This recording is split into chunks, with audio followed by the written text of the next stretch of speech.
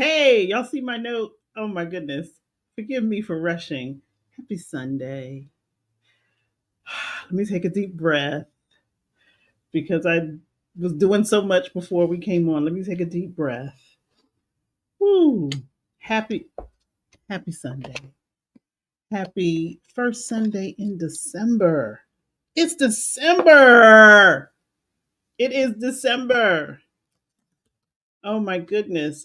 I'm still adding things and putting things together. Happy Sunday, my love. Happy Sunday. It is the end of the year. If you're keeping score, if you're keeping track, you don't have to. Doesn't have to be the end of your year. It doesn't have to be the end of anything for you if you choose to see it differently. Hello, hi. My name is Coach Yolanda. I'm a certified international spiritual life coach, birth doula, meditation guide. Oh my goodness, all of the things, and I'm happy. I'm happy to be here. Our topic today, um, we'll get into that in a minute. As I was preparing for it yesterday, I recognized um, a couple of things that this cannot be talked about enough, and it possibly cannot be done in just an hour and a half. So, this might be a two parter. I hope everyone read my disclaimer. There may be tears, there may be cussing, there may be all manner of things. We may be discussing sad topics. And so, if you are not in a place where you feel you're able to do that, then step away. It's okay. And as I'm saying all of that, I'm looking for my tissue. I'm not prepared. I don't have any tissue near me, around me. So if there are tears, they are going to flow. If and guess what? That may be what needs to happen. So it really is come as you are, so we can discuss something that, again, I believe is not discussed enough. Um, I am fortunate enough that I chose an occupation where I get to think about things um, in a way that is always looking for the healing aspect of it. So, as sad as a topic might be, as horrific and horrible as particular traumas and things that we experience in our life may be, I am fortunate and privileged enough to recognize that in my role as a spiritual life coach, I'm looking at those experiences with the desire that there is something life changing within all of it. Or another way to say that is that I'm always going to look for the God in the details. If someone is telling me a story, and to them it may have been traumatic, might still be traumatic, or they haven't yet exposed all of the trauma connected with that story, my participation in that is to see God in the details, to see how God showed up, when God showed up. I never have to ask why God shows up. But my chosen occupation is to take a light and to shine on everything to see God in the details. And so I recognize, not that it doesn't make it sad for me, because I've been crying all day, off and on. I had grandbaby girl with me, and I had, I trust that she is raised in an environment that is honest and true. And so I said to her, Gigi is sad. And she didn't really respond, but she could see. But I want her to grow up in an environment where all emotions are valid and all emotions deserve the same recognition and respect. We love it when things are good and people are happy. I would hope that there is something within each of us that has that same love and appreciation for feeling sad, for feeling disappointed, for feeling frustrated. We were having a conversation, grandbaby girl and I, about, well, what if Santa doesn't bring this toy that you're asking for? And she said, I would be frustrated. And I was like, yes, if at 4 years of age, she can express what she's feeling, we might be on the right track. And I desire that for all of us, that we are not holding back anything, that we are recognizing that all that we are deserves the same love and recognition. And maybe we won't be fighting so much to always be happy, because that's not realistic. Maybe we won't be fighting so hard to make things appear to be one way when we know they are another. I do it all of the time. Sometimes it's self-preservation. People say, well, how are you doing? I don't want to tell them that my heart is breaking, because I don't know what is going to come of that. So I'm guilty of saying, oh, I'm fine, everything's good. But I also recognize in those moments when I'm not able to hide it, I don't apologize for it. I don't say, "Oh, I'm sorry, I'm so sad." It's like, what's wrong? When people say, "What's wrong with you?" Nothing's wrong with me. I'm experiencing sadness. Why is that wrong? And why do we give the messaging that anything that we feel could ever be wrong? Whew. It's taken a long time for me to get to that point, and I trust that for many of us, it may take a long time. Now, do not laugh at me, y'all. My readers broke right before I was about to come on, and I do need them because I do have some things that I would like to read. So if y'all see me picking these glasses up and look, the whole arm is just gone. I need them. I can't see without them. So this is what it is today. So the definition of grief, if we look it up, if we use our own definition, if we use someone else's definition, it can pretty much boil down to suffering connected to a loss. Most of the time when we are talking about grief, we associate it with death. However, there's a whole lot of grieving that occurs within being human that sometimes we don't acknowledge, we don't prioritize, we dismiss, we even tell ourselves we shouldn't be feeling a particular way. Um, how are we going to tell our bodies that all things are valid if we are then dismissing some of the primary characteristics that make us who we are? And so, of course, I had to pull out one of the big guns in terms of preparing for today. The Body Keeps the Score. Brain, Mind, and Body in the Healing of Trauma. That is the author. You see all the little stickies? This is not about grief. I only pulled out one thing about grief. There is a whole chapter in this book about suffering. There it is, right there. It says, making sense of suffering. How do we make sense of the suffering that we may endure? One of the ways in which Dr. Vanderkolk writes in this book, which I love, is the full gamut of his experience. So he is in the beginning of this chapter, he is explaining his introduction to a different way of thinking about suffering when he was in was it grad school? Let's see. When he was in medical school, um, and then he was returning to be trained as a psychiatrist. So he's in the psychiatric program, and he has this teacher, and the teacher's like, "Don't read anything about psychiatry in your first year. Just don't." A lot of their discussions and lessons, he wanted them to come from authentic, real experiences and not just something that they would read in a textbook. Um, and so one of the lessons that his teacher taught about suffering, which is often aligned with grief, is that, again, don't laugh at me in my glasses.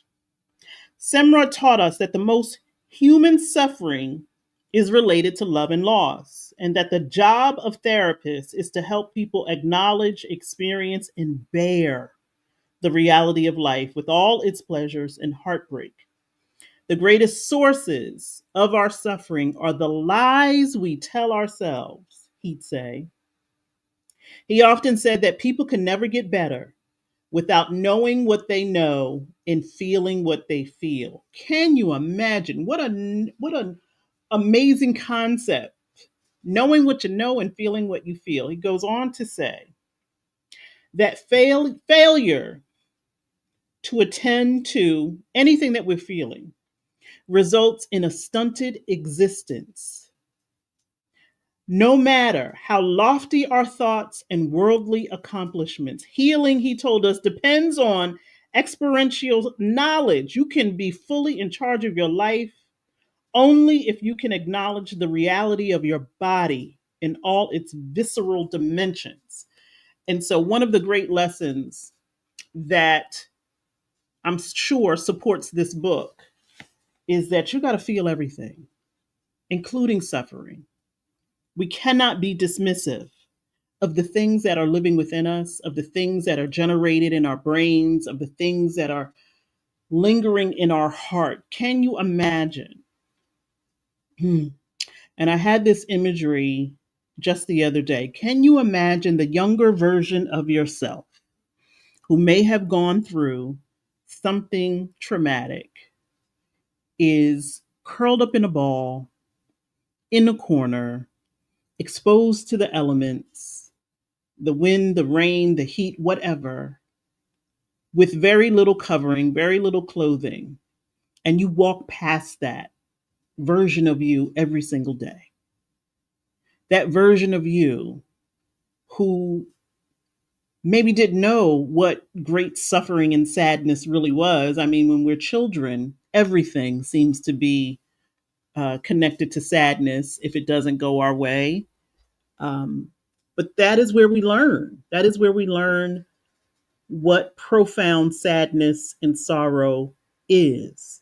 And somehow, as we develop, as we grow, we also learn how to push that to the side. Can you imagine if your 8-year old self, your 10-year old self, your 12-year old self was in a corner, neglected, and you just walk past that version of you every single day? That is what it feels like when we are not connecting to our true self, when we're not connected to what we're feeling, when we try to rush to one emotion because we don't want to feel another emotion. Now, you know what, Marissa? I wish that were the case. Um, yes, I fall asleep with them, bend them up. But you know what this really happened from? Snatching my glasses off when I have read something that just blows me away.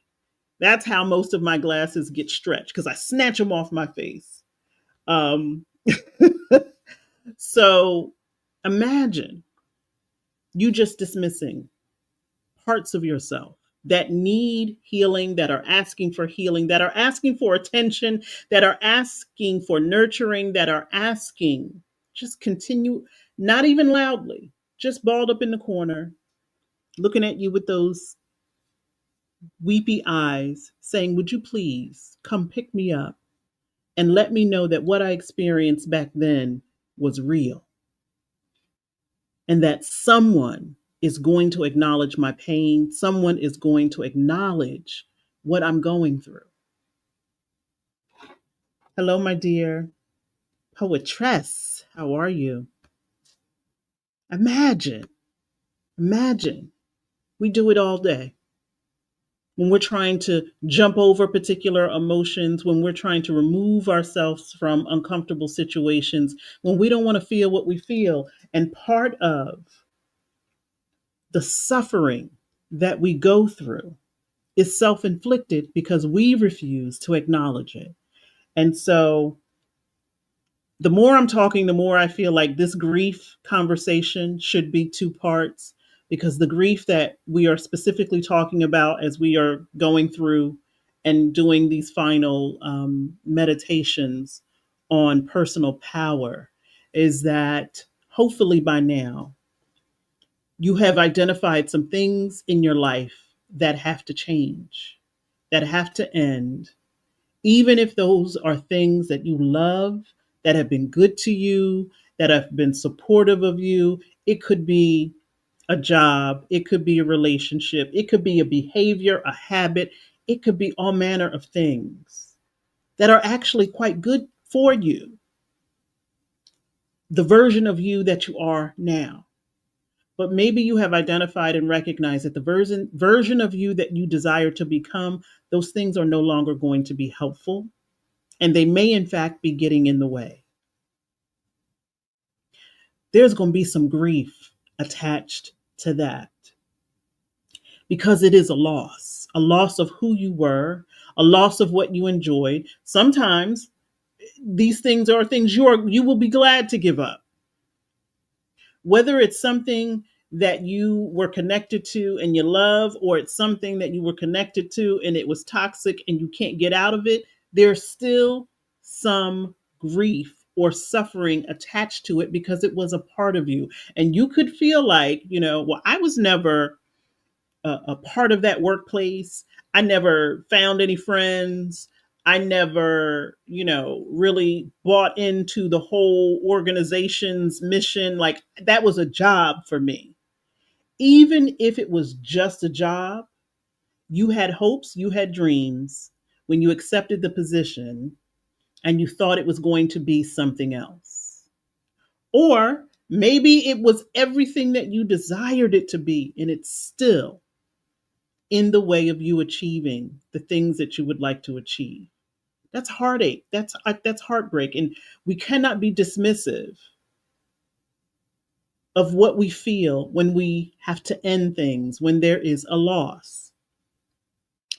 One of the other things we cannot afford to do when we are not acknowledging the grief, the loss that comes, is recognizing that if we don't acknowledge it, those very things can keep us in places. I was having a conversation yesterday with a good friend, and they wanted to know all of the things that I love about a particular experience. And I'm like, if I keep rehashing and bringing that up, it's going to be that much more difficult for me to walk away. 1 month becomes 2 months. We keep changing the expiration date. Aren't we glad that that doesn't happen with food? You know how you buy something and it has an expiration date, and so you have an idea in your mind that I need to eat this by this date. Don't you love that we can't manipulate that the way in which we manipulate other things in our lives? Like we might be in something and you're like, okay, I'm going to give it 2 weeks. And then you start to do stuff. You're like, you know what? I'll give it 3 weeks. Nope, I'm going to give it. And you start changing the expiration date. And the next thing you know, you're still there. How many of us knew that we needed to leave something a whole year before we left it? It happens.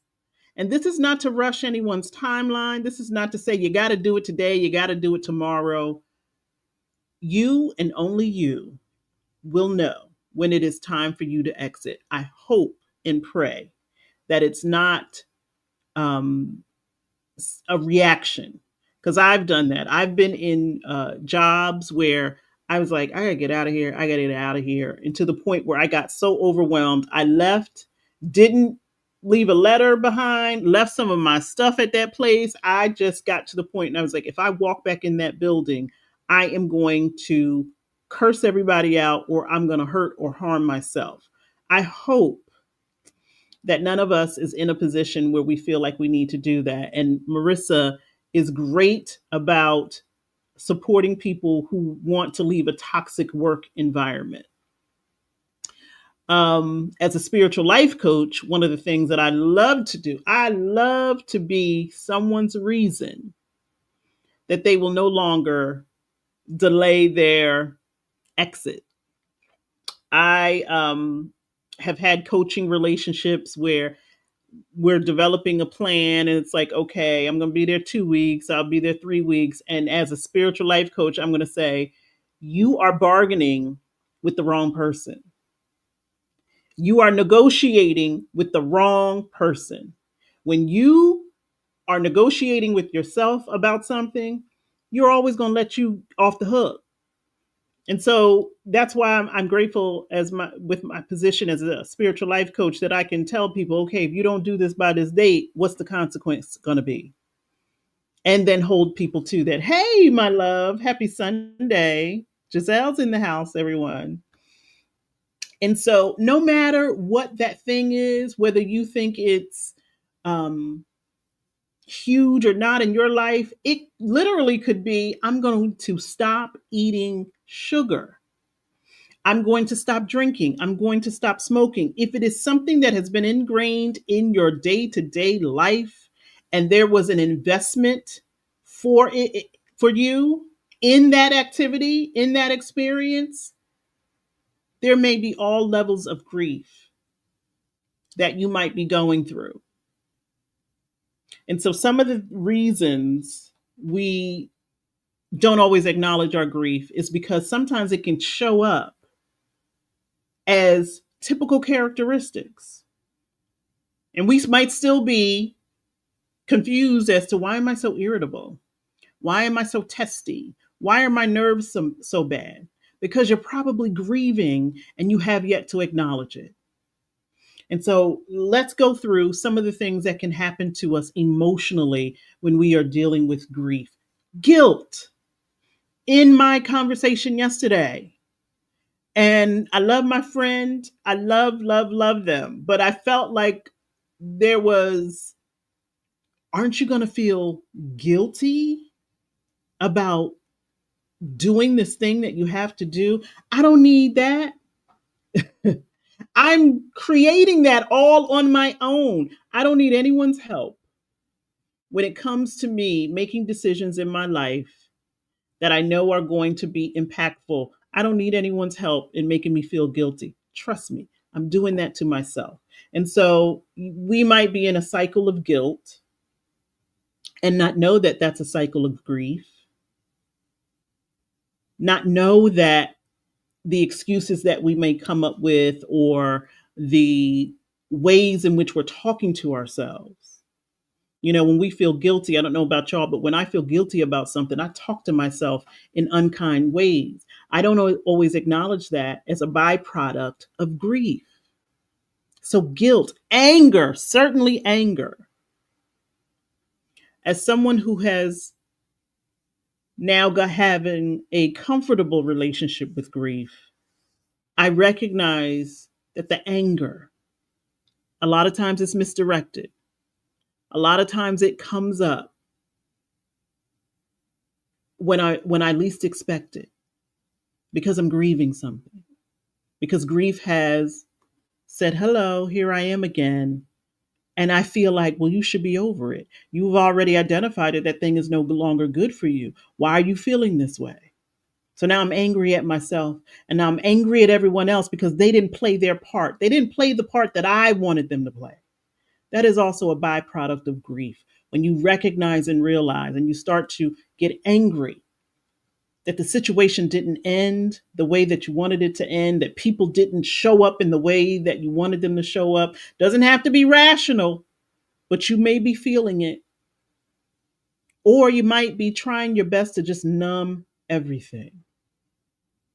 Yesterday, Friday, I got a lovely package in the mail from one of the boards, one of the councils that I sit on for the holidays. And it was a box of brownies.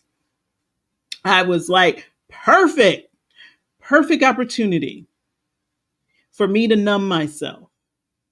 So I had this brownie, that brownie. They were all different kind of flavors. I said, you know what goes good with these brownies? Some ice cream. So then I put some ice cream. You know what goes good with brownies and ice cream? Chocolate syrup. Trying to numb myself to the reality of what's going on around me.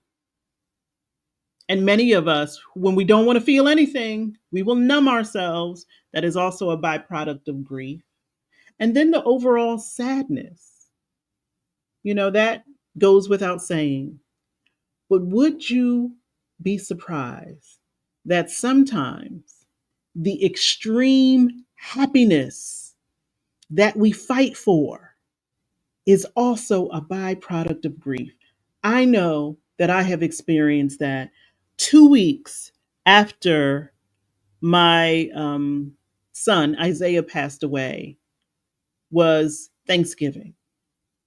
And in my hometown, around Thanksgiving, we tend to have, like most people do, we tend to have a lot of reunions, high school reunions, basketball team reunions, all of that kind of thing. So there was this party going on that I had already said I was going to go to prior to his passing.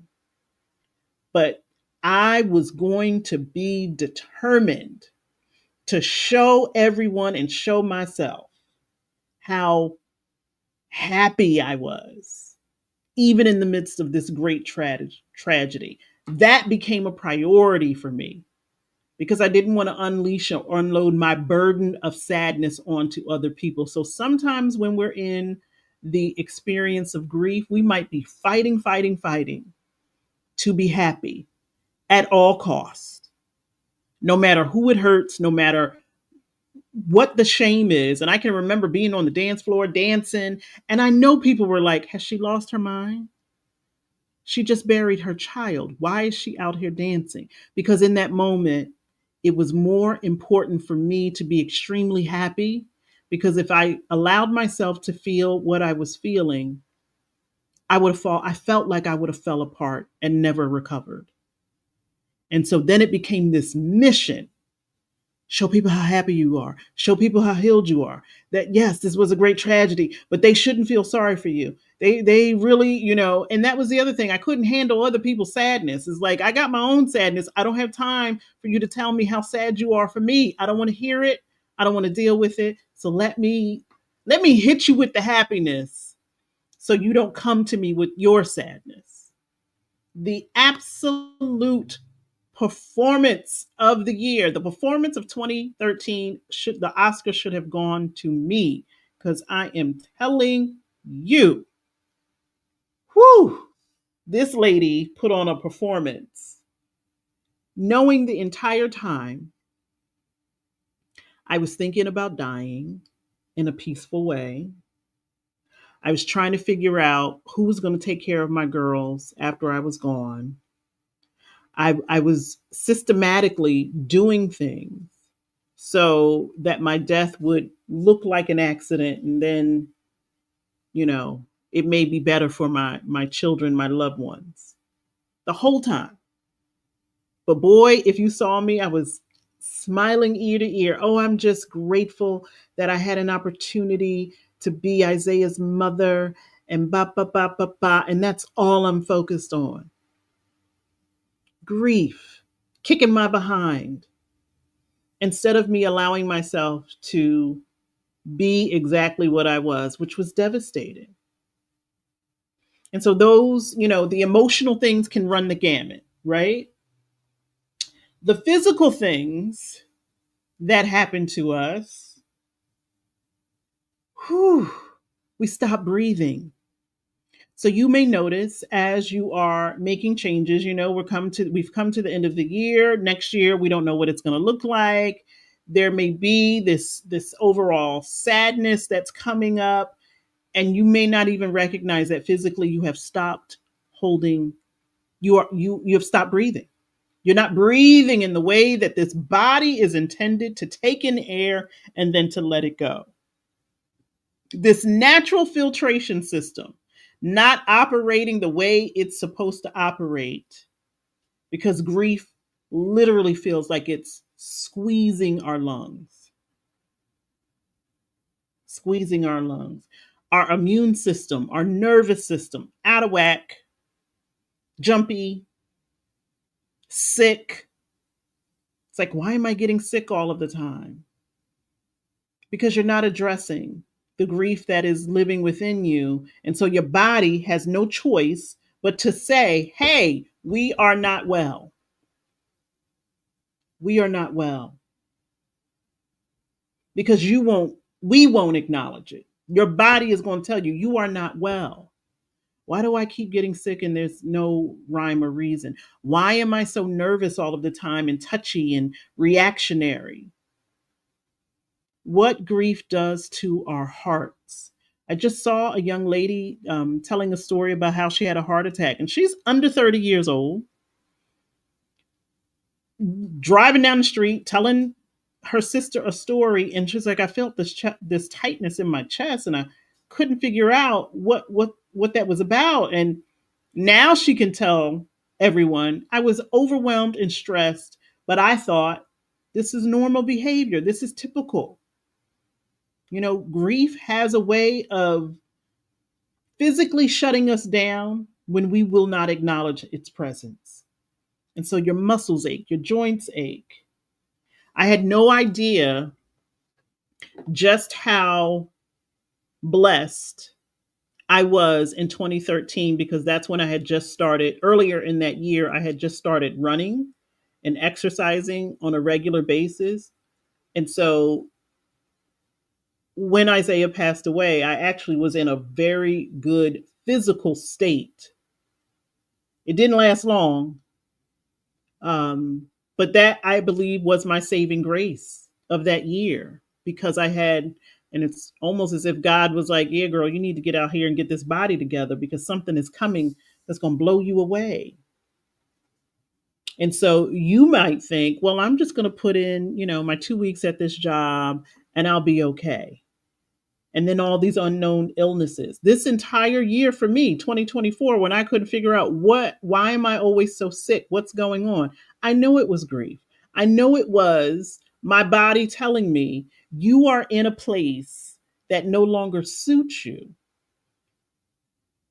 But because I was unwilling to acknowledge it, my body was doing all the work. It's like, well, okay, well, if she's not going to consciously acknowledge it, then let's give her some signs physically so she can hopefully catch up.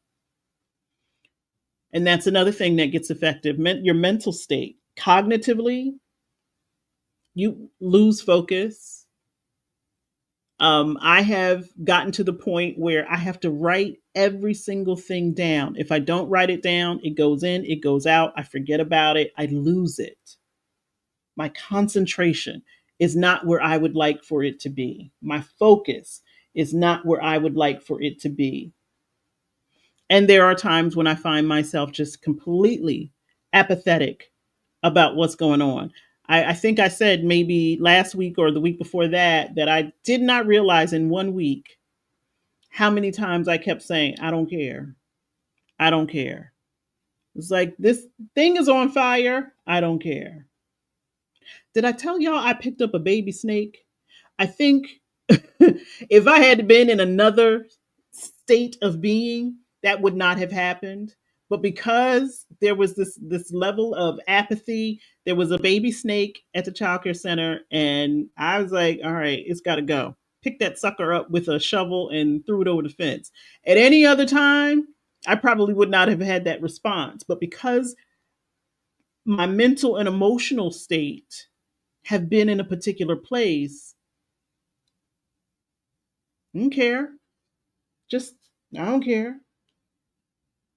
So when all of these things come up, we as humans try to find a reason. Oh, this is going on or that is going on. It could be grief. There are times when I will just be like, am I grieving? And what am I grieving? So many different things. The loss of human life. I miss a lot of people. I am transitioning out of one space into another space. I'm contemplating selling my home, which I love. I love this place like nobody's business. But I'm having real conversations with myself like, do I remain here? Am I attached to this place? And I think the only thing that's really keeping me resistant is the thought of packing stuff up. I wouldn't pack a thing. I would just leave. would take my books. I would take my books and maybe my clothes and my shoe, but everything else I may just leave behind. Like those are the kind of conversations and energy that I'm in right now. And so how dare I be dismissive of what I'm feeling and what it would do to me if I had to sell this house, even if it were my choice, doesn't mean that I wouldn't grieve all of the things that we've done here, all of the things that we didn't get to do. I was listening to Whitney Houston's "Didn't We Almost Have It All," and I'm like, that feels like the soundtrack of this year for me. Like there are so many things that I wanted to accomplish in different places and spaces, but time does not allow for me to do that. And it's time for me to move on. And so I was playing it the other day. It's like, didn't we almost have it all? Like, didn't we almost got to that place? And it may be the same for many of you who feel like it's the end of the year and I didn't accomplish what I wanted to, or I realized the dream that I had um, is not going to unfold in the way that I desired, whatever it might be. Do you know how powerful that acknowledgement is? When you can say, I gave it my best, or maybe you didn't, but when you can say, it's time for me to transition into something else. And again, I pray it does not come at the expense of your health, where you have gotten to the place where you're like, I can't make any other choice. I pray that it does not come at the expense of your finances, where because you have done all that you can do and now you don't have two nickels to rub together, you have no other choice. I pray that it does not come at the expense of someone damaging your self esteem or your self value, because sometimes that is the only time that we are pressed to move into something else. And one of the things, or one of the reasons why, is because we have all grieved something, and no one wants to do that. No one wants to suffer. No one wants to willingly step into an experience that you know is going to break your heart. But sometimes you got to break your heart. Sometimes that heart has to break. Sometimes those chips have to fall. Sometimes you need to be on your knees because you can't go any lower. Sometimes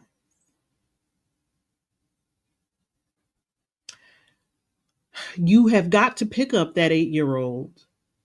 You've got to pick up that 12-year old and say, I am so, so sorry that I ignored you for so long. But now we're going to do something different. And that means that we have to be different. That means that our language is going to change. The environments that we're in will change. Sometimes it bees like that. And so last week,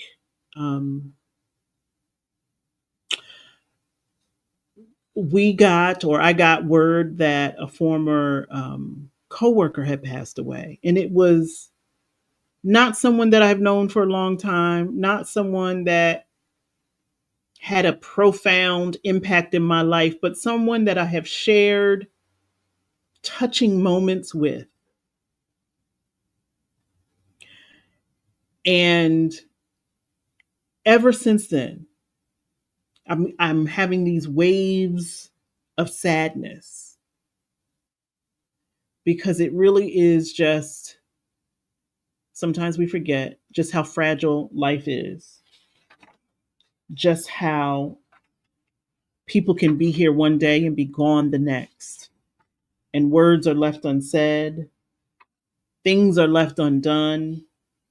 Um, there's primary grief when things happen directly to you or you're involved in. There's secondary grief where you can see other people being impacted greatly. Um, and sometimes we can be the recipient of other people's grief. I was thinking about that as I was preparing for this, that, I am even thinking it makes me, I am the recipient of my mother's grief. I had no idea until I became an adult myself how profound my mother's sadness really was in my childhood. She did a wonderful and amazing job at raising my brother and I, but there were moments for her where she would speak about her unrealized dreams. And when you're a kid and your mom, says things, you don't really, you know, recognize how significant it is. But as an adult who also has some familiar feelings of unrealized dreams, I recognize that my mother, whether she did it intentionally or not, poured her grief onto me. And so there are times that I am sad about things and I have no idea why. And it's not my sadness. You know, I recognize the times when my mother would say, "Oh, I wanted to do this and I never got the chance." Um, One thing in particular, my mother always dreamt about going to Hawaii. And because she was a military spouse, she had an opportunity to do so. And right when she was getting ready for her trip to Hawaii, my dad was shot in Vietnam. And so no Hawaii trip. Like he was getting ready to leave Vietnam. His next station was going to be in Hawaii. So of course she's packing up her house. She's getting ready to be, the military spouse on the base in Hawaii. And my dad gets severely injured. He gets shot. And then she becomes his caretaker. When I tell you, I had no clue what that must have done to her and how her children became the recipient of that sadness. And the things that we witnessed was not just she's angry about the dishes in the sink. It wasn't she's angry because the house isn't clean. She's angry because there was a particular experience that she was going to have that she never got to have. And I'm certain that if each and every single one of us do some soul work, we might find that yeah, it resonates with you too, and not just my mother. I'm sure my father too.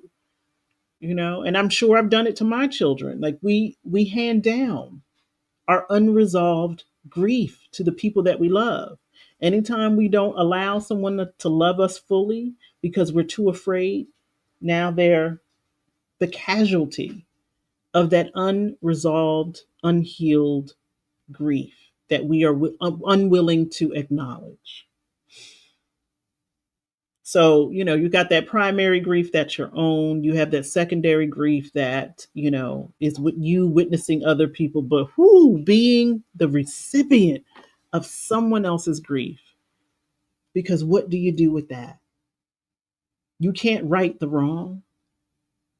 And although I was thinking about that when one of my daughters was recently in Hawaii, I was like, wow, you got to do what your grandmother never got to do.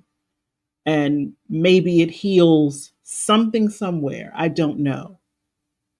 But I have to acknowledge that sometimes the intensity of my disappointment and frustration is not my own. It's the combination of what I saw growing up and how I must respond to things. The littlest things, to me, they were little, that my mother would respond to, and it seemed like an overreaction. I do that sometimes. Guess where I learned it? Guess where I learned it? And so, if we are going to talk about grief, we've got to acknowledge all of the grief, our own and other people's. And when we have marinated in the grief, the unresolved grief of other people, whether it's our family, our friends, or the country we're in. Right now, For those of us in the United States, we might be the casualties of someone else's grief. Someone else is upset, mad about some loss in their life, and now they are going to make it their mission to make everybody else miserable because of it. It's like because your daddy didn't hug you when you were younger, now everyone is the enemy. It happens. It happens. And I believe one of the reasons it continues to happen is because we don't acknowledge grief. We don't want to talk about it.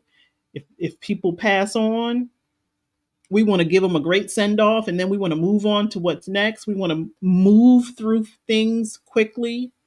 I have another quote about grief that comes from um, a work that may not be widely published, so I'm reluctant in saying the title of the book and where you can find it because I don't think you can find it. I literally bought it from someone. Um, However, something that they say is similar to some of the things that I feel. So it's worthy of me looking at it and saying that, hmm, which maybe this might need to be the part two. It's like, okay, Yolanda, if I acknowledge my grief, then what?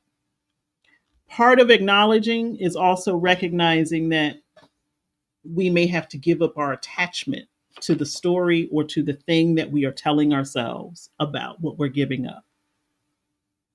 Quit thinking a past event will turn out differently. So, in my conversation with my friend yesterday, as you know, they're trying to guilt trip me into a decision that I have made. Um, One of the things that kept coming up was, well, do you recognize the huge hole that will be created in your absence? And I said to them, I refuse to let that be the narrative. You know, oftentimes when we are talking about grief, we try to recreate the experience to make it seem as though it would have been better if, and certainly I've done it. If I had been a different kind of mother, maybe my child would be here. If I had insisted that my mother go to the doctor more often, maybe she would be here. If I had, driven my dad to the pharmacy, then maybe he would have his prescription we do this when we're grieving. It's part of the grief process for us to overanalyze every aspect of what happened, how one thing, if we could have changed one thing, it would have changed the course of history forever. That is something that will surely keep you attached to the sadness and to the sorrow. I was listening to a podcast where a woman was talking about her father had passed away alone in his apartment, and they found him, I think maybe 3 days later. And of course, for years, she kept telling herself, if I had been in contact with them more, if I had gone 2 days before that, I would have saved him and he would still be there. And I remember the response from, and it was Mama Ia. It was Mama Ia talking to this woman. And I remember her saying to her, how do you know that? That is the story that you've created in your mind. But how do you know if you had gone to that apartment 2 days earlier that he wouldn't have died in front of you? How do you know that if you had gone to that apartment that he would have let you in? How do you know? It's something that we do when we're sad and we're trying to bring ourselves out of the sadness, which is probably the worst thing that we can do by overanalyzing the situation because we are so attached to it. It's attached to our heart. So, of course, we're going to try and try and try and try to unravel it and make it make sense. And what we wind up doing is tightening the knot of the attachment. The more we try to recreate history in our minds, the more we just keep ourselves tethered to the sorrow and the sadness and the pain. And so part of my work as a spiritual life coach and part of what I love to do with other people is challenge them with the question, similar to Mama Ia, how do you know that? How do you know that even if you had moved heaven and earth to do all of the things that you have created in your mind, that it would have turned out any different? How do you know? What definitive fact can you bet all the chips on that we have that much power, that we could change the course of history, no matter how many times we've watched Back to the Future or any other movie where there's time travel and the person does one thing and then it changes everything in history? Why do we always assume it would be better? Hmm, that's a great acknowledgement that you did that with your, and you have to release it. Because if not, it keeps you attached and tethered to that sorrow, to that sadness. And I'm not saying that we get rid of the sadness ever. I'm not saying we get rid of the suffering. However, the suffering, the level of suffering that's attached to your grief can change. I am grateful. I will forever be sad by some of the things that have happened in my life. I am grateful that I am no longer suffering. The anniversary of my mother's passing was December 2nd. I didn't even realize it until December 3rd. And there was a part of me that felt like, oh, well, you must not love your mother. Why would you? And there was a part of me that said, no. The fact that you don't mark that occasion means that the suffering that used to happen is diminishing. And I'm grateful for that. It doesn't change my love for my mother that I don't acknowledge the day that she passed away. I still do it for my son because that is still pretty raw and real. It's 11 years, it's still real and raw. But I pray that there is a day that I don't feel the need to acknowledge the day that he passed away, because that would be an indication to me that I'm no longer attached to the suffering. I no longer feel as though I have to suffer because something traumatic happened in my life. And one of the things in my conversation with my friend yesterday, I said, everything ends. Every single thing in our life experience will end. Even individuals who, let's say they married right out of high school and they've spent 70 years together. They don't know any other partner but the one that they married when they were 18 years of age. At some point, that marriage is going to end when one of them passes away. However, as humans, we love to avoid that conversation. We like to avoid that type of thought. Everything will come to an end in one way or another. And so, having a relationship with grief, I feel like I've been in the bed with grief so many times. We on a first name basis. There have been times I've tried to jump out of that bed, and grief is like, "Where are you going? Come back, lay down." And so I no longer fight it. It allows me to say, I am alive and I am a fully feeling being.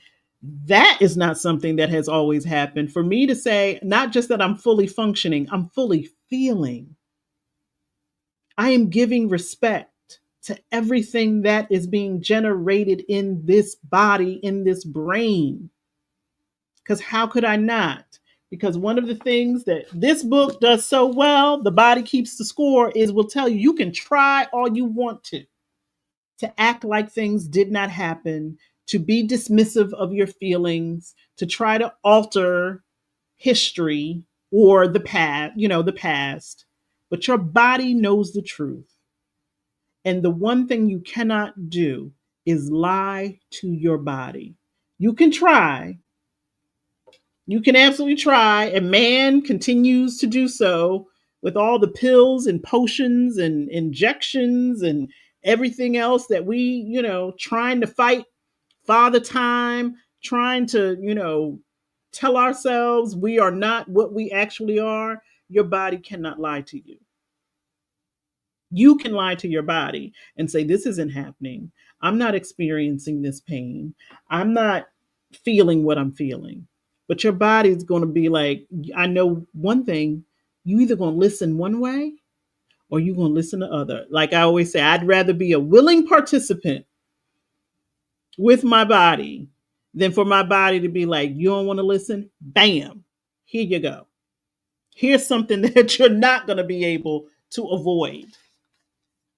And when we are a willing participant and we are partnership with our bodies by allowing ourselves to feel what we're feeling, similar to what the professor said in terms of human suffering and trying to make sense of it. The greatest sources of our suffering are the lies we tell ourselves. So if you are in pain and you're telling yourself something else, then you are actually creating the suffering that you are trying to avoid. If you are saying goodbye to something in 2024, in 2025, and you're trying to act like it's all cookie crunch, that's a terminology from my youth, and you're trying to act like everything is all good, it's a lie. The greatest sources of our suffering are the lies we tell ourselves. It's really not the thing that happened. It's the fact that you're trying to act like it didn't happen. Like you're trying to act like it didn't have the effect that it has. Yeah. Hey, my love, I want to dance with my body. I don't want us fighting because I know I'm not going to win. I want to be an equal dance partner with my body. If my body says go lay down, I go lay down. If my body says get up, I get up. If my body says you need to feel this thing right now, I'm going to feel that thing right now. And so earlier, when I was talking about being the recipient of my mother's grief, unresolved grief, I recognize the fact that I even can acknowledge that gives me full permission to say, I'm not going to do that. I'm going to feel what I'm feeling. If I'm upset about something, I'm going to say I'm upset. If I'm sad about something, I'm going to allow myself to be sad. I don't care where I'm at. Now, there are particular moments where I'm like, sadness has no place in this moment, right here, right now. But we going to get to it. I'm going to give myself full permission to feel everything. Because the other thing that happens if we don't give ourselves full permission to feel everything, then how are we going to know when things are real? How are you going to know when you're really in love? How are you going to know when you're really angry? How are you going to know when you really don't want to do things? How are you going to know when you really do? If you have now lied to your body so much that the body can't even tell what we're doing. What are we doing? Can you imagine your nervous system breaking down because it does not know what to do? Because you have not allowed it to do what it naturally does. You keep stunting it. We keep giving ourselves pills and potions and everything else to avoid feeling. If I see one more commercial for another drug, I don't know that there have ever been the amount of pharmaceuticals that are being produced every single time. And it's never the same. It's always a new drug with a new catchy name. And I'm like, this is insane. Why do we have so many pharmaceuticals to be human? It was never this hard to be human. where we got to take a pill for this and a pill for that and a pill for this and then as we're taking the pills they want to cover it up at the end of the commercial. Now you know this might make your toe fall off and this might make your hair fall out and this might mean you will never be able to leave the bathroom, but at least you'll be smiling. Now you might not feel anything for 6 months, but at least your hair will be shiny. Sorry, rant over. Feel what you're feeling. And it doesn't have to become such a mechanical exercise where you're like, okay, today, where you're writing down, today I am sad. My sadness is because of this. Let it come out. Let it come out however it comes out.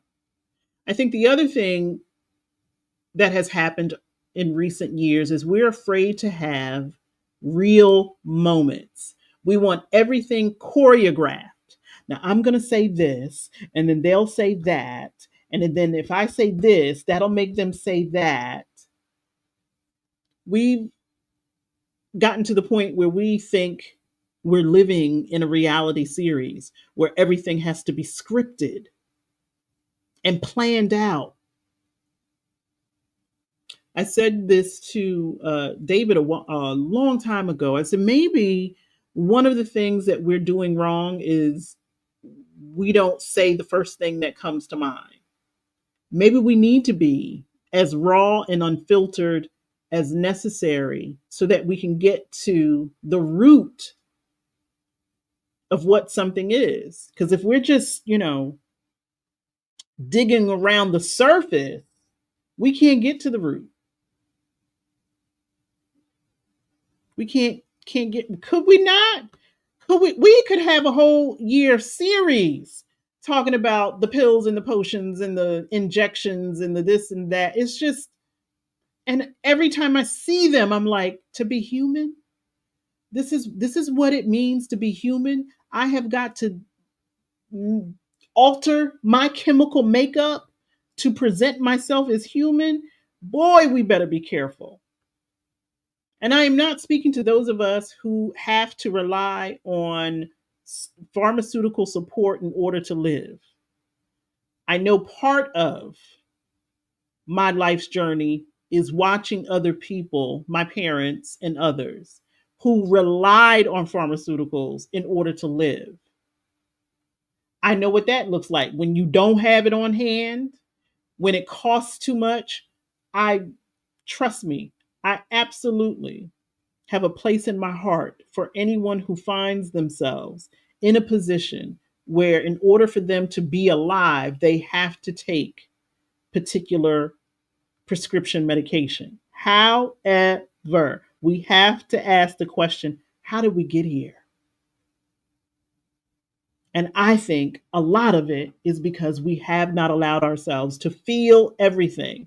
When you bottle up all of those emotions, when you stifle all of that, again, your body is going to respond. It's going to get sick. There is an Eastern philosophy that there are many prevalent diseases that are caused by repressed or suppressed emotions. There is some Eastern philosophies that say, cancer is caused by suppressed anger, that the liver diseases are caused by particular things, that grief will affect your respiratory system. I am a believer that the things that we don't express, get that energy gets held in our body and will turn into illness. And then we got to go get a pill to cure the illness that is going on in our body, and we haven't taken anything to cure the illness in our mind or our heart that says, feel what you need to feel, baby. Mm. Feel what you need to feel. I think we're going to have to do two parts on grief, because there's a whole lot of other stuff that I have written down that I don't think I'm even ready to get to because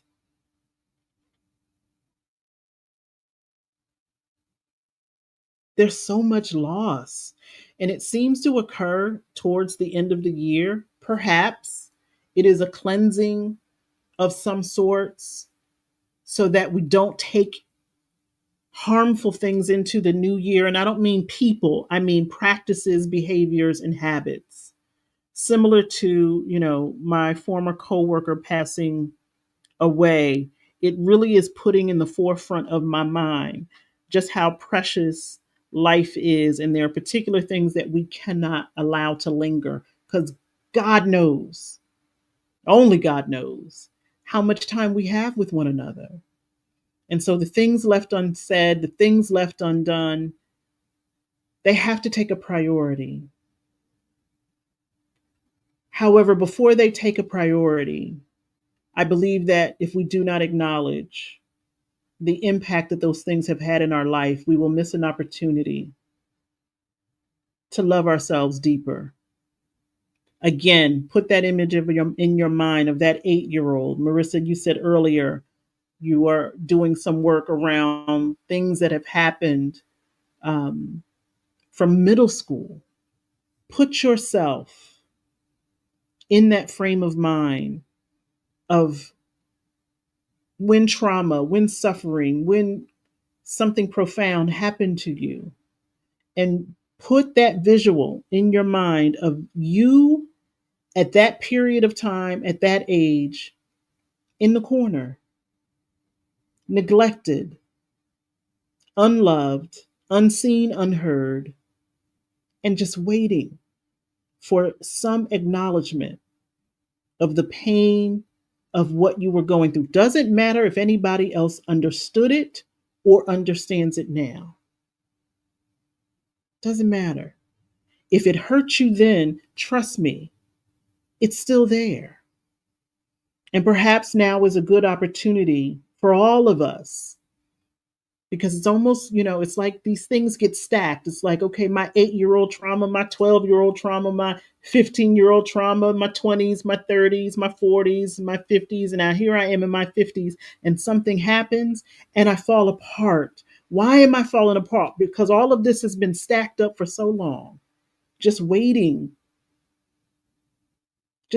for me to say, oh my gosh, that must have hurt you deeply.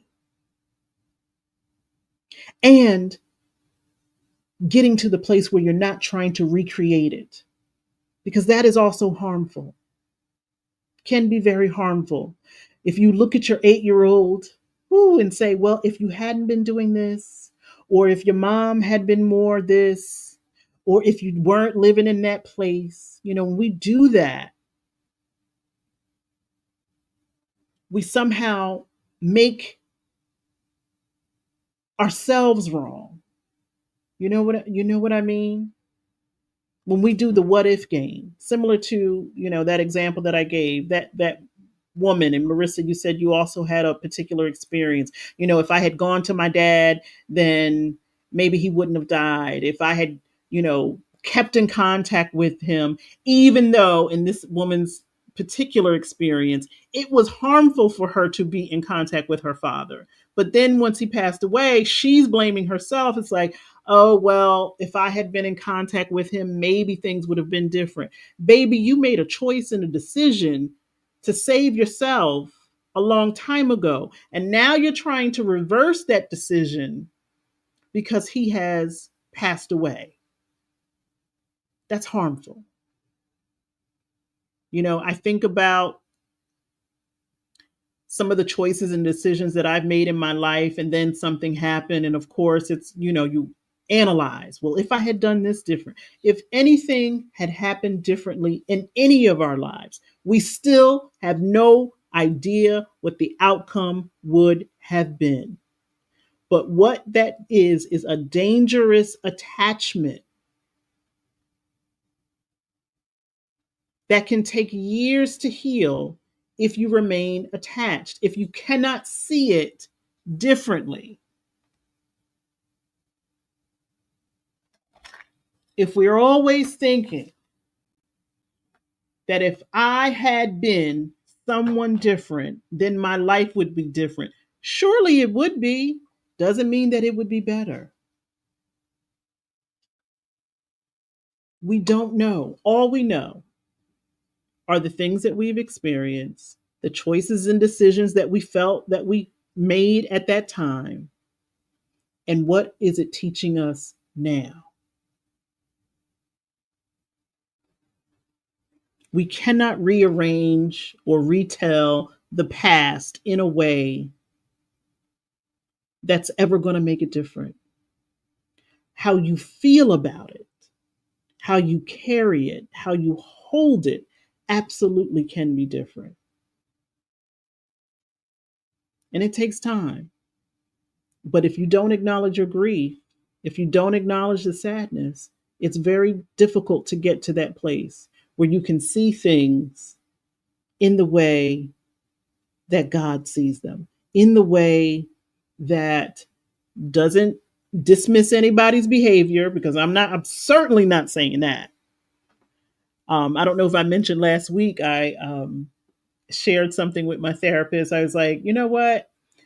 I had a response to hearing that someone wasn't doing well, and I don't know how I feel about it. And she's like, why you got to feel anyway about it? Did this person hurt you? Yes, they did. She's like, well, why you got to make it easier for them? I was like, you know what? You are right.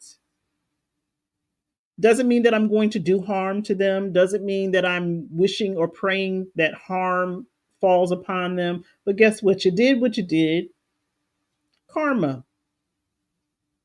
Universal law is always in effect. I didn't do anything, but I'm certainly not going to guilt myself into thinking, well, I need to be more forgiving. I've been very forgiving. Hell, I've been so forgiving that it took me years to tell the truth about the hurt and the pain. So yeah, I've been forgiven, being very, very forgiving of other people's behavior because I never called them out. I never called it what it was. But now that I am, and I'm no longer attached to it, I can still be sad about it. It's unfortunate. I'm not going to dismiss the way I feel about it, but I'm also not going to attach myself to them and what is going on with their life. That's between them and their God. May the odds ever be in their favor. I don't know what else to say about that, but it took a long time to get to that point because there was this process going on in my brain of I gotta make it better than it was. I gotta make it better than it was. I can't see that person as the villain. I can't see that person as, when all along, all I really needed to see is me. We don't. We will beat ourselves up for other people's behavior because I believe that part of us may not want to go to where we have to go in order to feel what we got to feel. And I went through an exercise where I really had to get from a place of hate to a place of neutrality, where again, I don't hate the person. I don't wish them well, but I don't wish them ill. I'm just, you know, neutral. But yeah, we don't give ourselves enough credit. The whole time I've been forgiving you by trying to, you know, think about the experience in a different way. But let me and let all of us feel whatever it is that we are feeling. Let it be true, let it be authentic, let it be honest. Let it be if you feel as though you are losing something. And that might be where you're at now. Weeks from now, months from now, you might be like, I didn't lose nothing. I didn't lose a thing. It may feel like loss right now. And later on, it might feel like a lesson.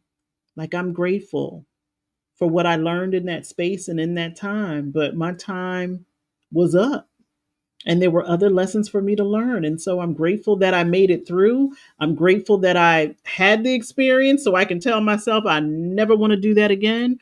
Or I can tell myself I did that and I now know my capacity for doing something equal or greater.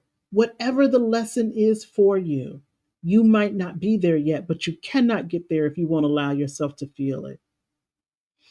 So, grief, whoo, as I said earlier, I grief and I have been in the bed together many a time. And now, if grief is pulling back the covers, it's like, come on, Yolanda, go, come climb on in here, get in here. You got some stuff to work out. I'll say, okay. Because one thing that I can say about my experience for grief, and I really believe that this might be the part two that I would love for us to talk about, is the spiritual evolution that happens or that can happen through grief. And I know many of us are like, listen, can I have my spiritual experiences without all the trauma, without all the wailing and the gnashing? Can I please? Like, is there another way for me to have spiritual enlightenment that doesn't mean I got to pull my hair out and, sit with a tub of ice cream in the dark? Is there a way for us to reconnect ourselves spiritually without feeling like our soul is being dragged through the fire? There are. And always, in every experience that you have, as I said at the beginning, God is in the details. And so not every experience that you go through where trauma rears its head equals spiritual enlightenment. Spiritual enlightenment can occur and can happen when you are looking at all moments. And God is in the details of all moments. And so it doesn't mean that you have to have a dark night of the soul moment just in order to feel enlightened. However, if you are having a dark soul moment, it can mean it will be one of your greatest transformations. And perhaps that is the point, that to look at every experience, no matter how big, no matter how small, look at every experience as an opportunity to have a spiritual transformation. Oh my goodness. Grandbaby girl was here, and I'm just in awe of her growth. It's not the first time that I've seen a child grow, but this child, to watch her grow and to see her, is just mind blowing. It blows me away. And to me, it is one of the greatest spiritual transformations that I get to be a part of. She is just amazing to me. Um, but I can take that same perspective and put it on everyone, anyone. I had an opportunity, was it Friday? Yeah, Friday night, to be in the midst of some artists and to hear them talk about art and their work like they were talking about the loves of their lives. It was a spiritual experience. In this world of artificial intelligence, fakeness, and bop, bop, bop, bop, bop, to see that there are still individuals who are enjoying the creative process and all that it takes for any single one of us. We've got to forget about the bills, forget about the babies, forget about the men, forget about the women, forget about all of the things, the politics and everything that's going on in the world, and just create something beautiful. To be able to do that And to be confident in your ability to do that is a wonderful thing. So, all things can be a spiritual experience, not just the traumatic. But if you are going to have traumatic experiences, and you are, why not look for God in the details to see how is this going to expand me in ways that I never even imagined. All right, it is time for some meditation. Thank you for those of you sharing some of the work, the soul work that you are currently doing. Thank you for the encouraging words that have been coming. Was it last week I was in the bed? I don't even remember. All I know is I've been up, I've been down over the past month, 2 months or so, not really knowing how I'm going to feel, not really knowing what I have in my gas tank, but still knowing that this is what I love to do more than anything else. And I'm grateful um, to have the opportunity to do so. And so let's meditate. Earlier, I said that there can be an experience of happiness in the midst of a state of grief, where many of us, feel like we have to pretend to be okay. And it could be for a variety of reasons. But we know the truth. Internally, you know the truth. Internally, you can feel it. I don't know about you, but I can feel my sadness. I feel it in my chest. I feel it in my shoulders. There's like an uneasiness in my stomach. There might be a feeling like I'm choking in my throat. I mean, the body keeps the score. Your body will tell you sometimes before your mind is even ready to acknowledge what is going on. And then sometimes we might have that commentary. Why do I feel this way? What is going on? Um, I have shared in this space that I was diagnosed, misdiagnosed, and then appropriately diagnosed as having PTSD. And so my experience sometimes is I will get information, but my body and my brain doesn't know how to process it immediately. And so I may not feel sadness or anger until later. It could be an hour later, it could be a day later, but I've had some experiences where it's immediate, and then some experiences where after my brain has processed what the information that I've learned, then I have a reaction. And that comes from having traumatic experiences and not feeling. It's almost like I have to retrain my body to respond. It's like, okay, what's the reaction? Well, when you've had a lifetime of not reacting or learning how not to react, when you had an experience as being a child, knowing that your reaction to something could cause further harm, or extend the punishment, extend the argument. If you grew up in a household where you were not allowed to talk back, that you could not express how you were feeling, and so you learn to not even react. It's like you learn to be poker face. Something happens and you got to wait. It's like, can I react? Can I cry? Am I allowed to cry? Am I allowed to feel? I don't know. When you've had a lifetime of that, it can take some doing, some work to allow yourself to feel whatever you're feeling. And so I thank God for the therapist, psychiatrist that I finally got to that said, "You got PTSD, mama." Um, the signs of this particular anxiety disorder is all over your face, all over your body. And I'm grateful that I received that information, because that information allowed me to help myself. Listen, listen, Marissa. Listen.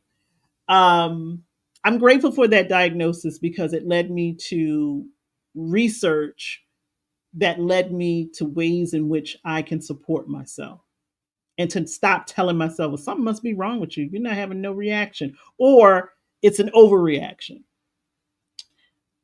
Similar to my mother's unresolved grief. When you get to a point where you are ready to feel everything, you also have to get to a point where you give that same grace to other people. And so I don't have it in front of me, but I was sitting and thinking, as I often do, about how, and I think I said this last week, about how we are all intertwined with one another. We're all learning and growing.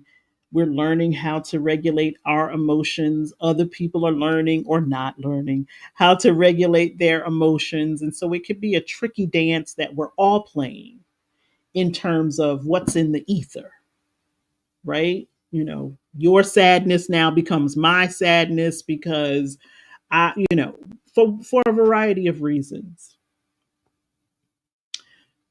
The happiness, and I don't want to say game, but the happiness trope. Let me say the happiness trope, particularly when we know we're sad and we are trying to put on a brave face, a happy face for other people. It's a survival tactic for sure. But I am not 100% going to say it's wrong because sometimes we do need that. Sometimes that's the lifeline that can pull us out of the hole. Sometimes the pretending to be happy, something might catch on where we start to say, hey, you know what? This is maybe fake right now, but it's not a feeling that I wouldn't like to experience.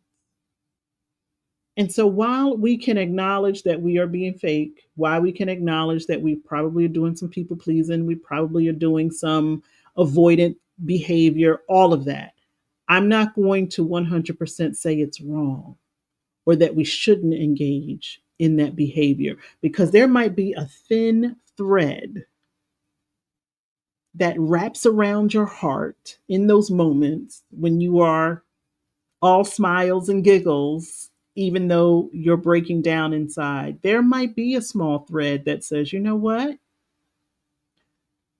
That might be where I'm headed. I may want to pin that to the back of my mind that if I can fake it in the midst of my sorrow, then who's to say that I can't be it? That Oscar that I said I should have gotten in 2013, if I can fake being happy, then there's a part of me, there has to be a part of me that knows what happy feels like for me. And so as we are meditating, recognize that we can tell ourselves the bald headed truth and say, I know that this is not the true essence of how I'm feeling, but boy, it is where I desire to be. I really would like to feel light and airy. I really would like to be released from this feeling of overwhelm and disappointment. I really would like my thinking to be more in alignment with joy than the sorrow that I really am hiding from myself and for others. I really do want that. And it's not a foreign concept because somehow I've managed to fake it. But I want it to be real. And I know that if I am asking for something, that there has to also be a shred of belief that it is possible. Because why would I ask for something that I don't even believe could happen? And so, as we are meditating on grief, as we are coming to grips with and facing the sadness, the guilt, the anger that might be living in our bodies in this moment, let us also acknowledge that joy is also ever present. Joy is not just something we experience once or twice or, when all things are good. Joy is a choice. Joy is something that we choose to enter into despite what might be going on around us. Joy at sometimes may feel like it's hiding behind other emotions, but it's still there. And just as we are acknowledging all of the past trauma through younger versions of ourselves, even if that younger version is an hour ago, those versions of us that are in the corner, that have been neglected, that do not understand why no one has picked them up and given them a hug and given them some love, we can also recognize and acknowledge that within each and every single one of those experiences, of those versions of ourselves, there was joy. Joy is there, present, maybe also hiding, but present. And so if we breathe in and shine a light upon the guilt, the anger, the sadness, the apathy, the numbing, all of the things that we are now going to feel completely. Let's not leave out joy. Let's not leave out love. Let's not leave out content, being content. Mm. When is the last time that we were able to say that we were content and happy with the way our life is in this moment? Mm. And as we are acknowledging our primary sadness, secondary sadness, please let us begin to acknowledge when grief has been poured into our developing brain.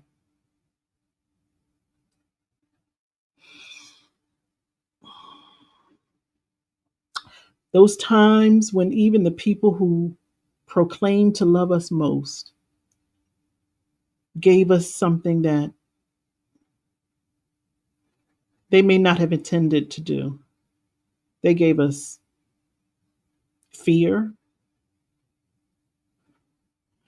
We were the recipients of their anger, their unresolved stuff. We got it all. And it wasn't wrapped in a pretty box and with a pretty bow. Sometimes it came so hard and so rapidly that we didn't even have time to catch our own breath. And here we are carrying around someone else's stuff. Let us acknowledge that as well. There's a certain amount of injustice in that. Like, I didn't ask for your stuff. I didn't ask for your sadness. I didn't ask for your trauma.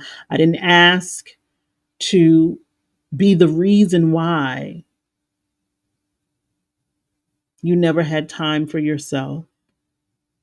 I didn't ask for any of those things. I didn't ask to be your mirror or your challenger. I didn't ask to be the reason why you have to confront your own demons, and yet here we are.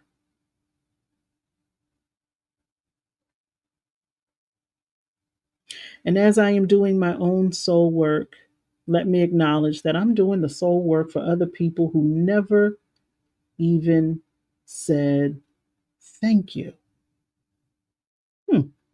Ain't that something?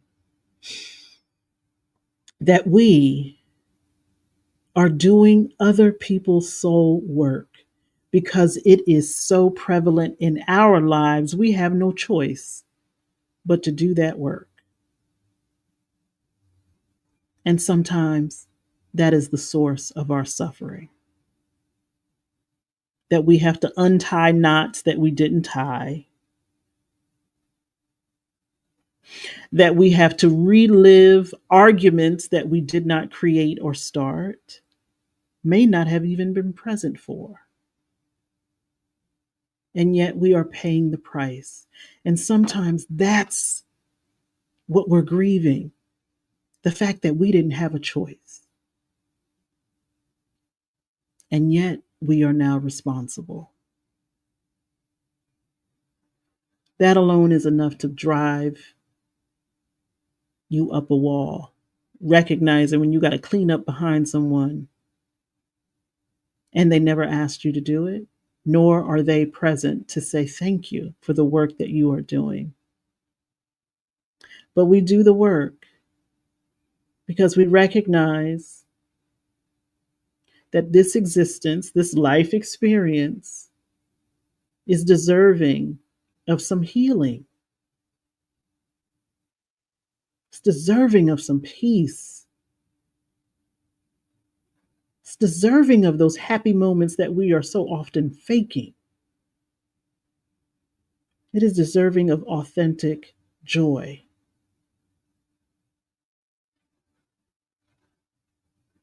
And those of us who are willing to do the work recognize that in order to feel extreme, intense joy, we may have to feel extreme, intense sadness.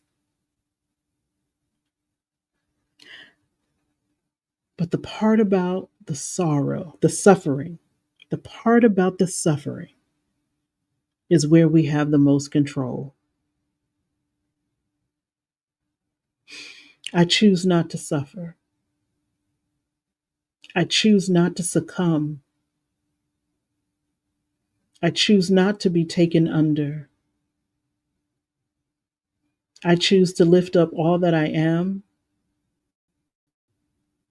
I choose to acknowledge its presence. I choose to give it the love, the honor, the respect, the care, the nurturing, and concern that it deserves, so that no part of me has to be cowering in a corner, being ignored any longer. We've already had that experience. We don't want to replicate it.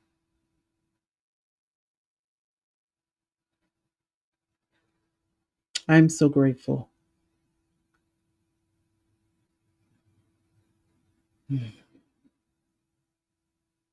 I am so grateful. Woo! I am so grateful that grief and I are friends and not enemies. Because when we were enemies, he was grief was beating my behind. But now that we are becoming friends, or at least we are coexisting, I don't have to run from grief because grief is going to haunt me down and knock me upside the head. I don't have to stay with grief because has other things to do, you know? So I don't feel like I have to be attached to it like it's my only story, my only testimony, the only source of comfort. I can allow it to live for as long as it's going to live. And then I can tell it, okay, this has been enlightening, but there are other things that I have to do, other things that I want to experience, other versions of me that I want to present to the world. And I cannot do that grief if you are all up in my face. And so I believe that grief and I have come to an agreement that if I let you stay for a little bit, then you don't get to stay for a long time. You don't get to be in my voice. You don't get to be, you know, hiding in the shadows. You don't take the light from my eyes. You don't get to be the burden in my shoulders. Grief, you don't get to be the primary, you know, existence for me. I'm going to give you what you need, and then you go on your way. And I don't mean to minimize it because it's, whew, I said last week, 2024 has been one of the most challenging for me. It has not been a happy year. There have been elements of happiness within it, and I'm grateful for those. But the reality is that grief was kicking my behind in the midst of me trying to create the most powerful version of myself. Grief was like, but what about me? And I tried to ignore it. And grief was like, we had an agreement. And you were trying to do something else. You forgot that in the midst of you being powerful, your grief has been powerful. So if you calling up all the powerful parts of who you are, what makes you think that grief wasn't going to come along? Like, yeah, I've held a position of power in your life. You calling up all the powerful stuff. Well, here I is. What are you going to do with me? And so acknowledge that it is present. Acknowledge when you are angry, when you are sad. Acknowledge. And when I say acknowledge, feel it all. Instead of trying to rush through it, instead of trying to get a food to make it better, buy yourself another bag, take another trip, all of the things that we do, trying to escape all of the emotions that are valid and that are needing our attention. And sometimes it's as simple as saying, I see you. I am sad. I am hurting. I feel disrespected. I am disappointed. And then see what happens after that.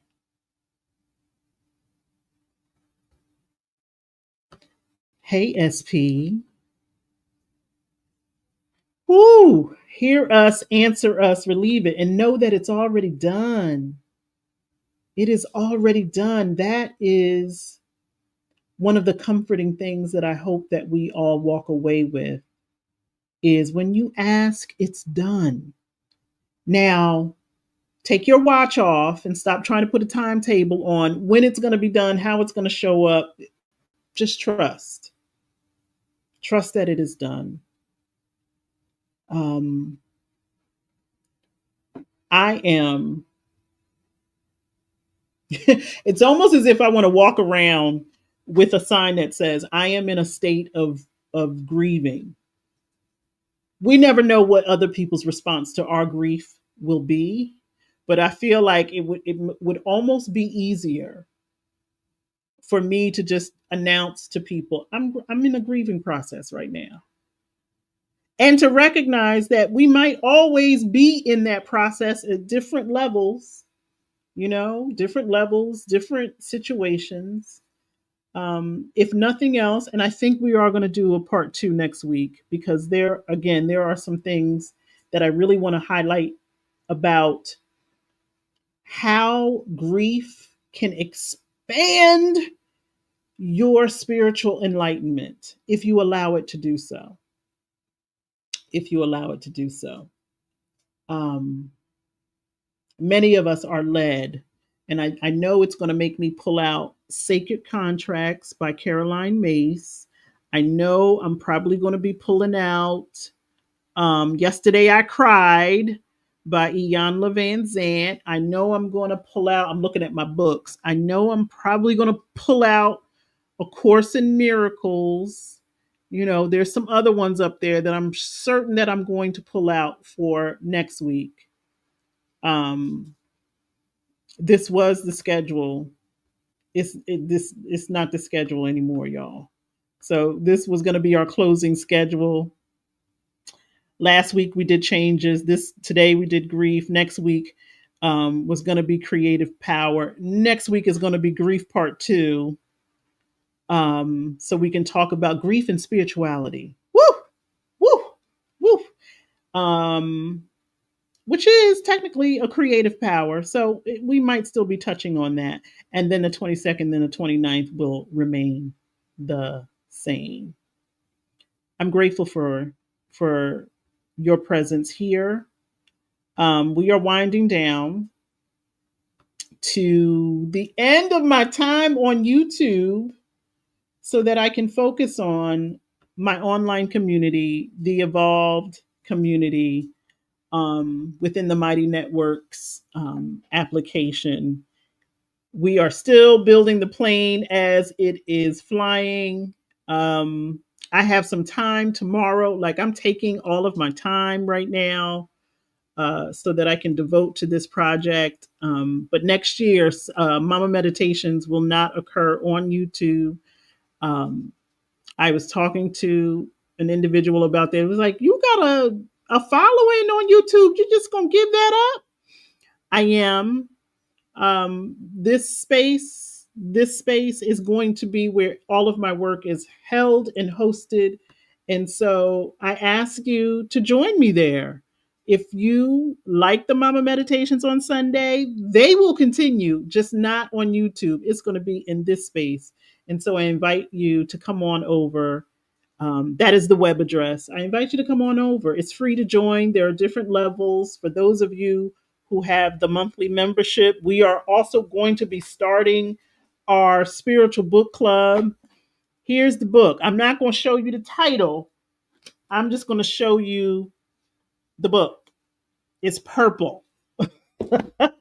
um, if you join the Evolve community, there will be a discussion. I have a new uh, co-host on the community. My daughter, my oldest child, who has her own wealth of knowledge based upon her age range. She's a millennial. I don't understand everything she says. She doesn't understand everything I say, but we are going to be doing some work together around hey girl, around the mother daughter relationship. Oh my God, how brave is she? Hi, my love. How brave is she to want to do this on a public forum where we are going to talk about the mother daughter relationship? I am frightened because I know there are things that she has not shared with me, and there are things that I haven't shared with her that might come out in our conversation. But she is also going to be speaking directly to the millennials. Um, and that is essentially what it's called, Mom and the Millennial. We have very different perspectives about things. She is raising a child, she's in her 30s. And that is an experience that I had.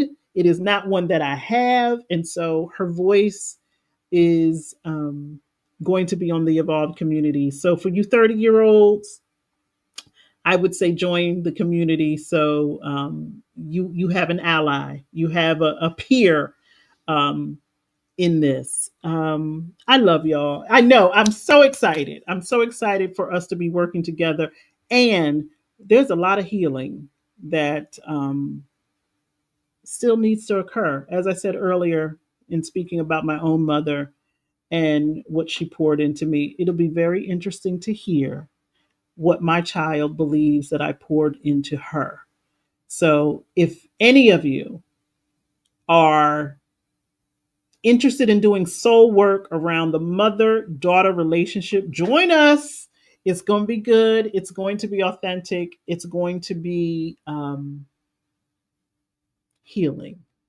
I love you. Oh, I'm going to be joining Marissa. For those of you who, y'all should know Marissa. If you don't, Marissa Price Heals, find her on YouTube.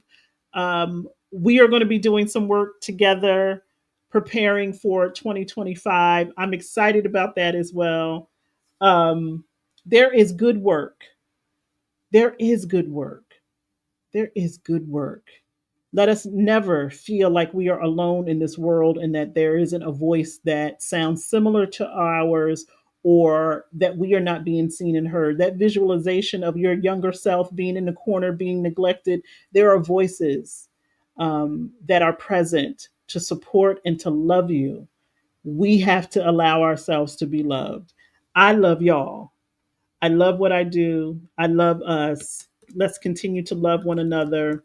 As I said, join me in the community. Um, have an amazing week. Recognize when you might be in the throes of grief and say, hey, I see you, I feel you, and I'm here for you. Yes, it's December 27th at 8 p.m. on Marissa's channel on YouTube. So put that on your calendar, everybody. I don't want anyone to say I am not ready for 2025. We are all going to be ready for 2025, and as much as we can. Um, so subscribe to Marissa's channel so you can see our discussion on the 27th, and enjoy the rest of your Sunday. Be gentle with yourself. Be ever so gentle with yourself. Move something today. If you don't do anything else but turn on some music and move your hips and glide and slide around the room, you are going to generate some good energy. Again, my name is Coach Yolanda. I love you. I love us. Have a great rest of your day and a great rest of your week. If you want to get in contact with me, go there and send me a little chat, and if there's anything that I can do to support you, I will do my best. I love y'all.